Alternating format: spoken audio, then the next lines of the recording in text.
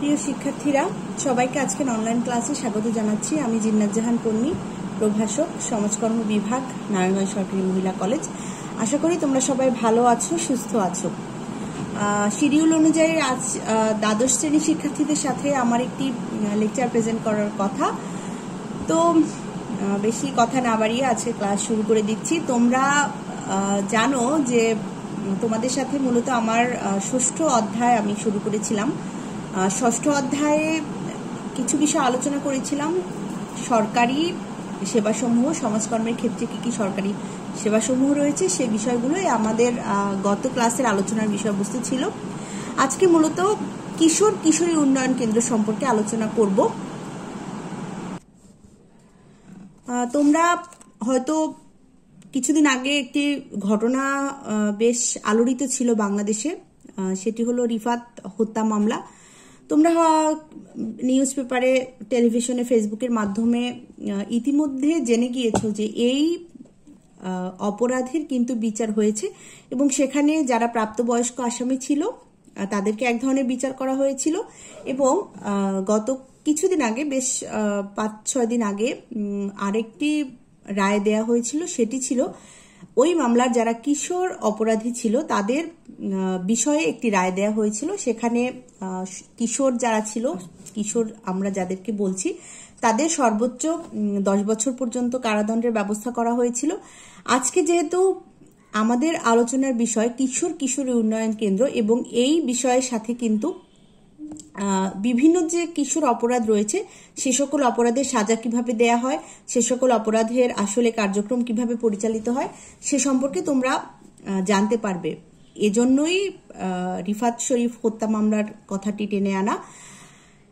কাজেই আমি একটু কিশোর কিশোরী উন্নয়ন কেন্দ্র সম্পর্কে আলোচনা করে যাই। দেশের মূলত ক্রমবর্ধমান কিশোর কিশোরীদের সংশোধনের জন্য অপরাধকে সংশোধন করার জন্য শিশু আইন 1974 প্রণীত হয়েছিল, যেখানে এরই ধারাবাহিকতায় 1978 সালে গাজীপুরের টঙ্গীতে সর্বপ্রথম কিশোর অপরাধী সংশোধন প্রতিষ্ঠান নামে একটি প্রতিষ্ঠান স্থাপিত হয়। যে প্রতিষ্ঠানটির অনুমোদিত আসন সংখ্যা ছিল 200। এর পরে এই প্রতিষ্ঠানের নামকরণ আবার সংশোধন করা হয়, যেটার নাম করা হয়েছিল কিশোর সংশোধনী প্রতিষ্ঠান।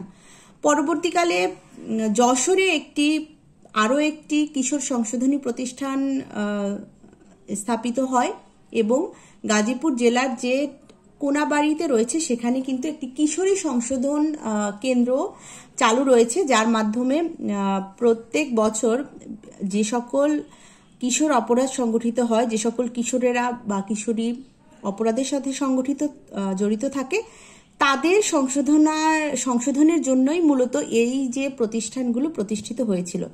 আমাদের বাংলাদেশের আইন প্রয়োগকারী সংস্থা অনুযায়ী 10 থেকে 16 বছর পর্যন্ত বয়স সীমাকে মূলত কিশোরকাল বলা হয়। এই সকল যে কিশোর বা কিশোরী উন্নয়ন কেন্দ্র প্রতিষ্ঠিত হয়েছিল এগুলোর আসলে মূল বিষয়টি কি ছিল, কেন প্রতিষ্ঠিত হয়েছিল? মূলত শাস্তি নয়, সংশোধন এবং পুনর্বাসনই ছিল এই কিশোর কিশোরী উন্নয়ন কেন্দ্রের মূল দর্শন। যদি একজন কিশোরকে কোনো অপরাধ সে হয়তো ভুলক্রমে করে থাকতে পারে, বাজে সঙ্গীদের দ্বারা প্রভাবিত হয়ে করে ফেলতে পারে, তাকে যদি ঠিকভাবে গাইডেন্স না দেয়া যায়, তাকে যদি জীবনের শুরুতেই তার বড় যদি শাস্তি হয়ে যায়, তাহলে কিন্তু তার যে ফিরে আসার যে ব্যাপারটা, কারেকশন হওয়ার বা সংশোধন হওয়ার বিষয়টি কিন্তু আসলে তার কাছ থেকে ছিনিয়ে নেওয়া হয়। এই বিষয়টিকে মাথায় রেখেই কিশোরদের জন্য মূলত শাস্তি নয়, শাস্তির পরিবর্তে সংশোধন এবং পুনর্বাসনই ছিল এই সকল কিশোর এবং কিশোরী উন্নয়ন কেন্দ্রের মূল থিম বা মূল বিষয়। পরবর্তীকালে এই যে 3টি কিশোর কিশোরী সংশোধন কেন্দ্র রয়েছে সেগুলোর নাম পরিবর্তন করে কিশোর কিশোরী উন্নয়ন কেন্দ্র নামে অভিহিত করা হয়, যেটার ইংরেজি নাম হচ্ছে ডেভেলপমেন্ট সেন্টার অব জুভিনাইল ডেলিকুয়েন্ট। এখানে আমাদের দেশের বেশ প্রতিষ্ঠার পর থেকে অনেক বছর এই সকল প্রতিষ্ঠান সমূহ কিন্তু শিশু কিশোরদের জন্য বিভিন্ন ধরনের সেবা দিয়ে আসছে এবং কিছু উদ্দেশ্য নিয়েই মূলত এই কিশোর কিশোরী উন্নয়ন কেন্দ্র পরিচালিত হয়। চলো একটু দেখি কি কি উদ্দেশ্যে আসলে কিশোর কিশোরী উন্নয়ন কেন্দ্র পরিচালিত হচ্ছে। প্রথম যে বিষয়টি সেটি হলো শাস্তি নয় সংশোধনী হচ্ছে এই প্রতিষ্ঠান সমূহের মূল লক্ষ্য। শাস্তি যোগ্য যে সকল ব্যক্তি রয়েছে তাদেরকে, যারা পূর্ণবয়স্ক বা প্রাপ্তবয়স্ক, তাদের জন্য আলাদা শাস্তির ব্যবস্থা করে যারা কিশোর অথবা শিশু সে সকল অপরাধীর জন্য শাস্তি নয় বরং সংশোধনী এ সকল প্রতিষ্ঠানের মূল লক্ষ্য। এটি প্রথম উদ্দেশ্য। দ্বিতীয়ত, আধুনিক এবং বৈজ্ঞানিক উপায়ে কিশোরদেরকে সংগঠনের এবং সংশোধনের ব্যবস্থা করার জন্য মূলত এটি প্রতিষ্ঠিত হয়েছিল। তৃতীয়ত, কিশোরদের কারাগারে যদি অন্যান্য দাগী আসামিদের সাথে একই সাথে বিচার কার্য সম্পাদন করা হয় বা একই সাথে রাখা হয়, তাহলে দেখা যায় যে তাদের যে টেন্ডার এজ বা তাদের যে তখন এখনকার যে অবস্থা সেটি কিন্তু আস্তে আস্তে তারা ওই দাগী আসামির সাথে থাকতে থাকতে আরো বড় অপরাধী হিসেবেও নিজেদেরকে প্রতিষ্ঠিত করার সুযোগ লাভ করত, যার ফলে তাদেরকে আলাদা রাখার মাধ্যমে মূলত কিশোর সংশোধনী যে সকল প্রতিষ্ঠান রয়েছে তারা কি করলো, এদেরকে আলাদা করে দাগী আসামিদের আলাদা ভাবে থাকার ব্যবস্থা করেছে এবং শিশু কিশোর যারা রয়েছে তাদেরকে কিন্তু আলাদাভাবে রাখার ব্যবস্থা করেছে, যাতে করে তারা নতুন কোনো অপরাধীর সংস্পর্শে না আসতে পারে। এছাড়াও কিশোরদের দৈহিক, মানসিক এবং নৈতিক উৎকর্ষতার জন্য উদ্বুদ্ধকরণ এবং সর্বাত্মক সহযোগিতা করা কিন্তু এ ধরনের প্রতিষ্ঠানের লক্ষ্য। নানাবিধ প্রশিক্ষণের মাধ্যমে কিশোরদের কর্মমুখী এবং স্বাবলম্বী হিসেবে গড়ে তোলাও কিন্তু এ সকল প্রতিষ্ঠানের লক্ষ্য। এছাড়াও শিশুদের এবং কিশোরদের শরীর চর্চা, খেলাধুলা, চিত্ত বিনোদন, অন্যান্য অনুশীলনের মাধ্যমে যাতে তাদের সুপ্ত প্রতিভার বিকাশ ঘটে, শৃঙ্খলা এবং নিয়মানুবর্তিতা সম্পর্কে যাতে তারা শিখতে পারে, এ সম্পর্কে সম্যক জ্ঞান দান করাও এই প্রতিষ্ঠানের লক্ষ্য হিসেবে অভিহিত করা যায়। এছাড়াও মূল যে বিষয় সেটি হলো সমাজকে মূলত অপরাধ থেকে রক্ষা করতে যত ধরনের ব্যবস্থা রয়েছে সে সকল ব্যবস্থা গ্রহণ করে এই কিশোর কিশোরী উন্নয়ন কেন্দ্র। আশা করি তোমরা কিশোর কিশোরী উন্নয়ন কেন্দ্রের যে মূল বৈশিষ্ট্য, মূল উদ্দেশ্য এবং লক্ষ্য সম্পর্কে বুঝতে পেরেছো। আমাদের এর পরের আলোচনার বিষয় হলো কিশোর কিশোরী উন্নয়ন কেন্দ্রের কার্যক্রম। কিভাবে কিশোর কিশোরীকে মূলত উন্নয়ন কেন্দ্রের সাথে জড়িত করা হয় সে বিষয়ে অনেকেই হয়তো তোমরা জানো না। মূলত 1974 সালের শিশু আইনে কিশোর অপরাধীর যে চারিত্রিক বৈশিষ্ট্যগুলো রয়েছে সেগুলো সংশোধনের জন্য পৃথক প্রতিষ্ঠান হিসেবে প্রশিক্ষণ ইনস্টিটিউট এবং রক্ষণাবেক্ষণ ইত্যাদি বিধান করা হয় এবং এই যে 3টি কিশোর কিশোরী উন্নয়ন কেন্দ্রের কথা আমি বললাম এইগুলো প্রতিষ্ঠা লাভ করে। এ সকল প্রতিষ্ঠানের কার্যক্রম সমূহকে 3 ভাগে ভাগ করা হয়। প্রথম যেটি সেটি হলো কিশোর আদালত। কিশোর আদালত কিশোর আদালতের মূল দর্শন হলো কিশোর অপরাধীর স্বার্থ রক্ষা এবং আচরণগত সমস্যা সমাধানে কাজ করা। এখানে একজন প্রথম শ্রেণীর ম্যাজিস্ট্রেটের মাধ্যমে বিচার কার্য পরিচালনা করা হয়। 1974 সালের আইনের 3 নং ধারা অনুযায়ী এটি পরিচালনা করা হয়।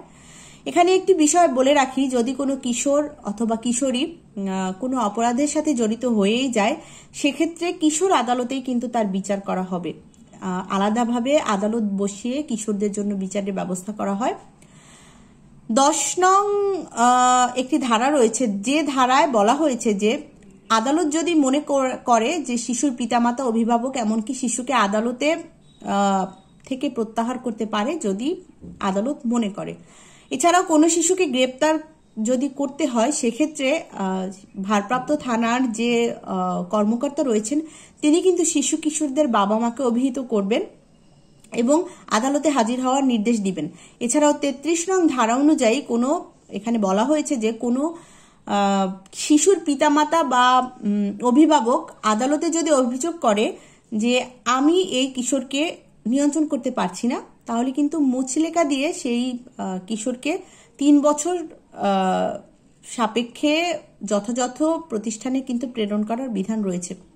কিশোর অপরাধের ক্ষেত্রে সর্বনিম্ন 3 বছর এবং সর্বোচ্চ 12 বছরের কারাদণ্ডের সর্বোচ্চ 10 বছরের কারাদণ্ডের বিধান আমাদের যে প্রচলিত 1974 সালের আইনে রয়েছে।